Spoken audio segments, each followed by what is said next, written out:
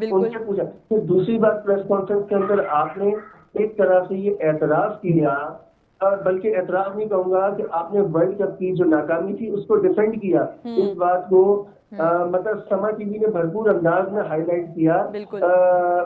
कल 9 PM में भी, कि वो ये एक बड़ा अहम नुक्ता था कि आप ये कहते हैं कि हम एक ही मैच तो हारे हैं। मतलब बड़े अफसोस की बात है, आप कहते हैं कि हम सुपर 8 में जाके बिल्कुल। एक ही मैच तो हारे, एक मैच में बारिश हो गई, हम एवरेज पर जो है सेमीफाइनल की दौड़ से बाहर आ गए। अब इसको मैं सादगी कहूँ, इसको मासूमियत कहूँ, या इसको मैं आंखों में धूल झोंकना कहूँ? आंखों में धूल झोंकना बेहतर है कि आप वर्ल्ड कप में आप कह रहे हैं कि हम एक ही मैच तो, अरे भाई आप एक ही जो टेस्ट प्लेइंग नेशन से मैच खेले, आप वो हार गए, ठीक है ना। आप और आप कहें कि इंडिया के मैच की बात ना करें, वो तो हम पहले भी हारते हैं। जब ये बात जो है शादाब खान ने कही थी कि इंडिया से कब जीते कभी, तो उसमें बड़ी तनकीद हो रही थी। अब आपके सेलेक्टर जो है वो बैठ के ये बात करें कि इंडिया से तो हम पहले भी हारते हैं। मतलब यार, इंडिया से तो पता नहीं कब से हारते आ रहे हैं। नहीं, कहने का मतलब है कि आप कम से कम जवाब या दलाइल जो है वो तो आप ठोस पेश करें ना। आप अगर ये जवाब आप कह रहे हैं कोई इशू नहीं है, आप ये कह रहे हैं कि वर्ल्ड कप, आतिफ जावेद ने कल ये कहा कि अगर हम सेमीफाइनल एवरेज की बुनियाद पर नहीं खेल सके तो ये कोई बड़ा इशू नहीं है। ये मतलब कोई ऐसा नहीं है कि हमारी क्रिकेट तबाह हो गई। अब इस पे मतलब तालियां बजाई जाए कि इस बात पे जो है सर पीटा जाए, मैं क्या मतलब कि आप ऐसे एक्सक्यूजेस पेश कर रहे हैं कि ये कोई मतलब वर्ल्ड कप से आप सेमीफाइनल में नहीं जा सके, और आपकी जो लेकिन परफॉर्मेंस इमरान का मानी एवरेज की वजह से ही तो दूसरी टीम क्वालिफाई की थी ना। अगर इनको कुछ जवाब देता उस टाइम तो एवरेज ही तो मेन मसला था ना। आप जो है जो जवाब फिर एक और उन्होंने बड़ी इंटरेस्टिंग सी बात की है कि इंकशाफ कहा जाए या दावा कहा जाए, कि उन्होंने कहा कि वो बाबर आजम और फखर जमान जो है वो इंक्वायरी करेंगे कि वर्ल्ड कप के दौरान फिट थे या नहीं थे। अरे मतलब अब वर्ल्ड कप चला गया, अब आपके साथ मतलब अगर तुम ऐसा हकीकत में साबित हो जाता है कि वाकई तो वो वर्ल्ड कप में फिट नहीं थे, ये तो पाकिस्तान क्रिकेट बोर्ड का जो मेडिकल पैनल है उसके ऊपर सवाल उठता है। बिल्कुल, उधर सवाल ही मेडिकल निशान है बहुत पैनल बड़ा। के ऊपर सवाल उठता है कि वर्ल्ड कप के बाद ये बात हो रही है कि अगर वो वर्ल्ड कप के दौरान। और दूसरी आज बात, इमरान मानी हम मेडिकल बोर्ड से भी लोगों को यहाँ पे ऐड करेंगे और जानेंगे हमारे कितने प्लेयर्स फिट हैं और कितने अनफिट हैं और किन्होंने अनफिट रहते हुए वर्ल्ड कप भी खेल लिया। और एक और चीज यहाँ पर एक और चीज मैं ऐड करूं कि यहाँ तक तो था आतिफ जावेद की बात को लेकर हम आगे बढ़ रहे थे कि हम ये ठीक है मेडिकल पैनल का सवाल उठा रहे, लेकिन बड़ी इंटरेस्टिंग चीज है जो अभी बाबर आजम ने कल की प्रेस कॉन्फ्रेंस के बाद एक पोस्ट शेयर की है, अपनी एक तस्वीर उन्होंने शेयर की है, तो वो कुछ और कहानी सुनाती है। उसको देखकर ऐसा लगता है कि शायद बाबर आजम और बोर्ड के दरमियान या सेलेक्टर्स के दरमियान सब कुछ ठीक नहीं है। जिस तरह कहा जा रहा है कि देखें, पहले हम चंद दिन पहले कहते रहे कि बाबर को रेस्ट दिया जा रहा है, बिल्कुल, फिर बातें आई कि बाबर नेशनल T20 खेलेंगे, लेकिन उसके बाद खबर सामने आई कि बाबर जो है रेस्ट लेना चाहते हैं और मेंटली जो है वो तैयार नहीं है। 3-4 स्टेटमेंट्स हमारे सामने आई हैं कि बाबर क्यों नहीं खेल रहे और एट द एंड खत्म कहाँ पे हुई कि उनकी मेंटल हेल्थ ठीक नहीं है। अब सेलेक्टर ने नई बात, आतिफ जावेद साहब ने नई बात कर दी कि वो फिट नहीं है। अरे पहले आप खुद अपने अंदर कंसेंसस पैदा कर दें, selection committee, Pakistan cricket board, team management, ये सब पहले खुद एक पेज पर आ गए कि आया आपको कहना क्या है। आप खुद भी कंफ्यूज हैं, आप अपने सुनने और देखने वालों को भी कंफ्यूज कर रहे हैं। बिल्कुल। तो आपको क्या वजह सामने समझ आती है कि बाबर आजम क्यों नहीं खेल रहे? बाबर आजम के लिए ओडीआई खेलना बहुत जरूरी था इस टाइम।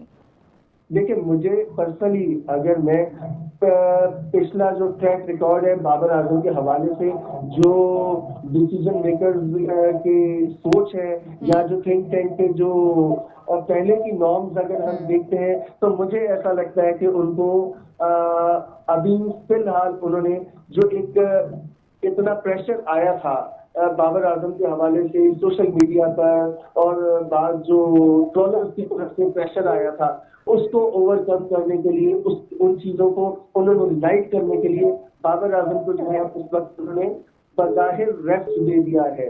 लेकिन वो सिर्फ उन, लेकिन बात वही है कि जो प्रेशर आया था या जो उनके हवाले से कंसर्न से या क्वेश्चन से वो T20 के हवाले से थे। आपने उनको वनडे से जो है ड्रॉप कर दिया या रेस्ट दे दिया, वॉटएवर। कहने का मतलब है, मुझे ऐसा लगता है कि मेरी दानिश में तो ये समझ आता है कि जो प्रेशर था, एक शोर उठा था, उसको दबाने के लिए आपने फिलहाल बाबर को साइड पर कर दिया है। वरना अगर बाबर अनफिट थे तो आपने पहले क्यों नहीं ये बताया? अचानक से मतलब ऐसा क्या हुआ कि आसिफ जावेद के प्रेस कॉन्फ्रेंस में आते और कहते हैं कि बाबर आजम अनफिट है? मतलब ऐसी कौन सी इंजरी हुई है जिसका इंकशाफ एक सेलेक्टर कर रहा है और वो वर्ल्ड कप गुजरने के इतने इंतजार कर रहा है?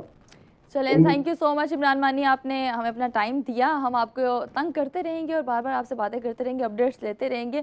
हुमा, सलमा, अभी हाँ जी आप करें, क्या शुरू करें? अभी मैं अपना सवाल अभी करती बात कर रहे थे इमरान मानिक साहब बाबर के अनफिट होने की, जो बात की कल सेलेक्टर साहब ने, तो मेरा उनसे भी एक सवाल है सेलेक्टर से कि अनफिट प्लेयर जो था वो पानी की बॉटल्स लेके मैदान में आ रहे थे, दौड़ते हुए हमें नजर आए। फुल ऑन पार्टिसिपेशन हमें उनकी दिख रही थी। ठीक है, मैचेस के अंदर बेशक आपने उनको नंबर 4 पे एक मैच में आपने देखा था कि शादाब खान आए थे, चांस नहीं दिया गया था उनको। तो अगर बाबर आजम अनफिट थे तो आपके जो एमओ है मेडिकल ऑफिसर, उनकी तरफ से कोई प्रेस रिलीज क्यों शाया नहीं की गई? क्यों आवाम को नहीं बताया गया? क्यों फैंस को नहीं बताया गया? क्यों अपडेट नहीं दी गई टाइमली कि फ़खर और बाबर अनफिट हैं? अगर फ़खर और बाबर अनफिट थे दुरान टूर्नामेंट, तो आपने उनकी रिप्लेसमेंट क्यों नहीं दी? आपके लिए क्या वर्ल्ड कप कोई गली मोहल्ले क्रिकेट का कोई टूर्नामेंट है जो इतना अनइम्पोर्टेंट है कि आप एक फैसला ना ले पाए अपने प्लेयर के बारे में? आप मतलब हमने शाहीन के साथ भी पहले यही किया मुकद्दस, हमने नसीम शाह के साथ हमने यही किया। हमने माजी में इतने क्रिकेटर्स हैं, एहसान उल्लाह उनकी गलत सर्जरी कर दी, फिर उनकी दूसरी सर्जरी के लिए उनको भेजा गया। मतलब एक तो हमारे पास यंग टैलेंट कर दी, हमारे पास एक यंग टैलेंट सामने नहीं आ रहा, उसके बाद जो हमारे पास टैलेंट है हम उसको तबाह बर्बाद करने पे तुले हुए हैं, हम उनको तुले हुए हैं, उन पे रिहैब अच्छे से नहीं कर पा रहे। इस पे बात करते हैं हम। उससे पहले मैं ज्वाइन किया है ताबिश ने। अस्सलाम वालेकुम Tabish, welcome to the show. वालेकुम अस्सलाम and it's really thanking to having me in your programme. अरे ताबिश, मुझे बताएं कि अभी बांग्लादेश का मैच चल रहा है और बांग्लादेश ने 80 स्कोर कर लिया और ओवर्स भी हो गई हैं, अभी तक हमारे पास कोई विकेट भी नहीं आई, पावर प्ले भी हमारा खत्म हो गया। हमारे बॉलर्स की क्या आपको फॉर्म लग रही है और क्या स्ट्रेटजी आपको समझ आ रही है आज इनकी? देखिए, इस वक्त मैच शुरू हुआ है, इस वक्त कुछ भी कहना कबल इस वक्त होगा, लेकिन बात सारी ये है कि अगर जी कुछ आप फरमा रही हैं। बिल्कुल लेकिन पावर प्ले खत्म हो गया ना, पावर प्ले में कोई एक आधी विकेट ले लेनी चाहिए थी, अब पार्टनरशिप सेट हो गई है यहाँ पे। देखिए, ये जो बड़े फॉर्मेट की क्रिकेट होती है ना, इसको बड़े हिसाब से खेलना होता है। पावर प्ले में इस वक्त 15 बारी रहा बांग्लादेश का, 10 ओवर के अंदर 60 रनों पर की है और तो उन्होंने अच्छा जो है सिनेरियो के साथ अपनी गिव प्ले और गेम दिखाई। अब जो खेल है वो 40 ओवर तक जाएगा, पर 10 ओवर 11 ओवर से 14 ओवर, जितना पाकिस्तान को चांस मिलेगा 30 ओवर के खेल में आपको समझ भी सही रूप से लगेंगे। फिर आपने आज डेब्यू कराया है, आज ही गौरी ने भी डेब्यू करा दिया। पाकिस्तान की कैप तो आपने बहुत हल्की कर दी। मुझे लग रहा है कि वक्त के साथ साथ हर लड़के को आपने डेब्यू करा दिया। अगर आज के दौर में मैं भी क्रिकेट खेल रहा होता तो सादे शमीर शायद क्रिकेट बन चुके होते। और ये बहुत ईजी आपने कर दिया है कि बस जो भी लड़का खेल रहा है नजर आ रहा है कि नजर आ रहा है उसके ऊपर ऐसा रसूख है तो वो खेल जाएगा पाकिस्तान। आज से पहले क्या रहता है